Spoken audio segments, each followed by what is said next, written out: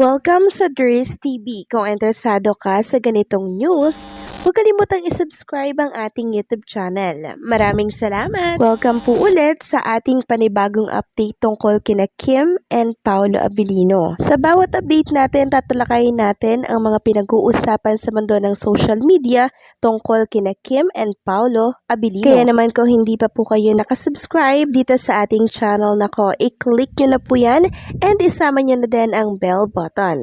So ayan, welcome back again sa ating YouTube channel mga ka-Kimpaw, and sa update natin ito, ang pag-uusapan natin ay tungkol sa mga importanteng kaganapan kina Kim and syempre kay Paolo Abilino. Pero bago ang lahat, basahin muna natin ang ilang mga napili nating komento patungkol po sa naging previous update natin. Unahin natin ang naging komento ni Ginang Teresa Burka. Sabi niya, baka naman nagpapanggap lang yan. Kunwari Kim and Pao fans, if I know bashers yan ng Kim Pao. Kasi kung Paolo at Kim fan tayo, pahihirapan pa natin ang isa't isa, bakit hindi na lang magtulungan? Alam naman ng lahat ano ang mayroon sa ngayon ang dalawa. Support na lang para masaya tayong lahat.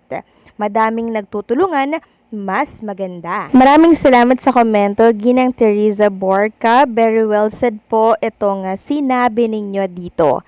Tama po kayo, bakit hindi na lang support at maging masaya ang lahat? Kasi iisa lang naman yung sinusuportahan natin, 'di ba? Si Kim and Paolo. Sana wala na lang pong mag-awayan at magbangayan dito sa mundo ng social media. Kasi pag ginagawa yan, mas lalong natutuwa yung mga totoong bashers ni Kim and Paolo na gustong ibagsak ang tambalang Kim Pao. So sana lahat tayo magkaroon po ng unity. Okay? Kung may pagkakamali ang isa, i-correct na lang. At ang next comment mula naman po kay Zay Rodriguez. Sabi niya, ano ba yan? Kailangan babantayan sila Kim at Pao? Bakit ilang taon na ba sila? Tayo ba ang magulang nila? Wala tayong pakialam sa mga personal nila, minsan wala na sa katwiran ang mga bashers. Bantay ng bantay. Kanila Paolo at Kim, ang dami niyong kinainggitan sa dalawa. Ano ba ang pakinyo sa kanila? Gulong-gulo ang balahibo nitong mga bashers. Pag magkasama sina Kim and Paolo, mag-boyfriend at girlfriend sila o mag-josawa na, bakit naiinggit kayo pagkasama ni Pao si Kim? Kaya pala lagi kayong nakabantay, hay, ang mga bashers na malisyosa. Nakakaawa nga naman ang pait ng kanilang buhay. Kaming mga Kim Pao, masaya na, maligaya pa yon. Tumpak. Maraming salamat sa komento, D. Rodriguez, at sana nga marinig ng mga bashers ito na napakasaya ng lane natin na wala tayong pakialam sa kanila. Kaya lang naman tayo nagkakaroon ng pakialam sa kanila dahil ginugulo nila si Kim and Paolo kung ano-anong paninira yung ginagawa nila, 'di ba? So salip naman na ibagsak si Kim and Paolo, lalo pa nga pong tumatatag at tinataas ang dalawa. Ngayon pa ba, 'di ba, na alam natin na dinadala ni Paolo si Kim Chiu sa kanyang bahay, and syempre iniintriga sa kanyang mga relatives. Doon pa lang solved na yung ating happiness, 'di ba? Samantalang mag-proceed na tayo sa ating pag-uusapan sa update nating ito. Congratulations kay Kim and Paolo dahil global top 10 non-English movie po ang My Love Will Make You Disappear. Top 7 po mga ka-Kimpaw. Take note ha, global top 10 non-English movie.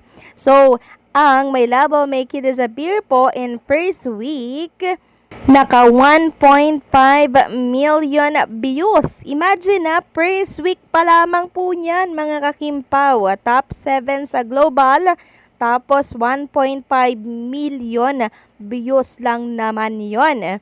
Tapos ang hours view ay pumalo po ng 2,700,000. Grabe din mga ka-Kimpaw, pumasok tayo, no? Pumasok tayo sa global top 10. Grabe, nakaka-proud lang kay Kim and Paolo Abilino. Kaya hindi ako pagtataka mga kakimpaw kung magkaroon ulit ng second movie si Kim and Paolo. So sa mga viewers natin sa araw na to, sana napanood nyo na po yung My Love Will Make You Disappear. Sobrang ganda nito, tatawa kayo, iiyak din kayo at the same time. So sari-saring emosyon na to mga kakimpaw. At alam nyo po ba mga kakimpaw, binilang po yan ha. Binilang po yung kissing scene ni Kim and Paolo Abilino dito sa My Love Will Make It Disappear. Grabe, natawa talaga ako dito sa mga nagtatala po ng mga kissing scene ni Kim and Paolo. Sa Facebook, meron din sa X, talagang tinatali nila. Ayan no, mga kakimpaw. Merong Hawk 1, Hawk 2, Hawk 3, Hawk 4. Sa bridge, 6 times daw. Sa bed, 14 times. Hospital, 1 times. Ending, ayan, 29, 31, 30, 29, 30. Tapos, ang total mga kakimpaw, 51 or 50 or 51.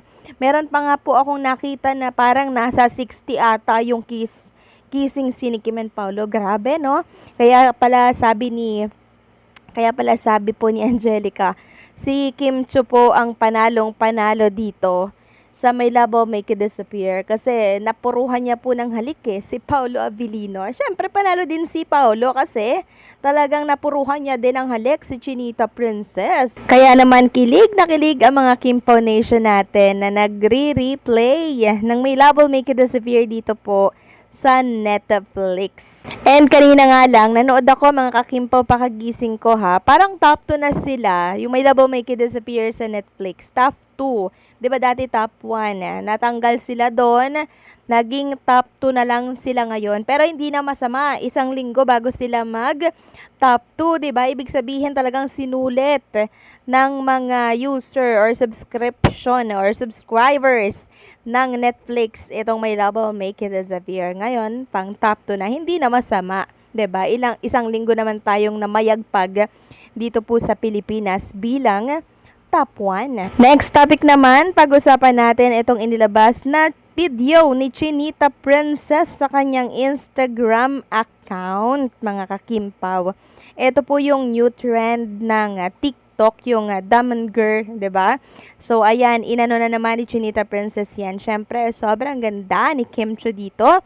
And meron pa siyang flying kiss pakatapos po ng naturang TikTok. Sabi nga nila para ba yan kay Paolo Abilino yung pa-flying kiss mo, Chinita Princess? Para kanino pa ba, 'di ba? Wala namang ibang lalaki si Chinita Princess kundi si Paolo Abilino lang. So para kanino pa ba 'yon? Di kay Paolo, mga kakimpaw, yung flying kiss ni Chinita Princess. Napakaganda niya at sobrang sexy sa color block at sa skirt na suot niya plus butch na din. So yan yung OOTD niya kahapon. Kahapon ba? Nung nakaraan pala mga kakimpaw. Sobrang ganda ni Chinita Princess. Kaya naman inlababo ng husto si Paolo Abilino. So paano mga kakimpaw, hanggang dito na lamang po ang update natin. Maraming salamat sa patuloy na pagsuporta.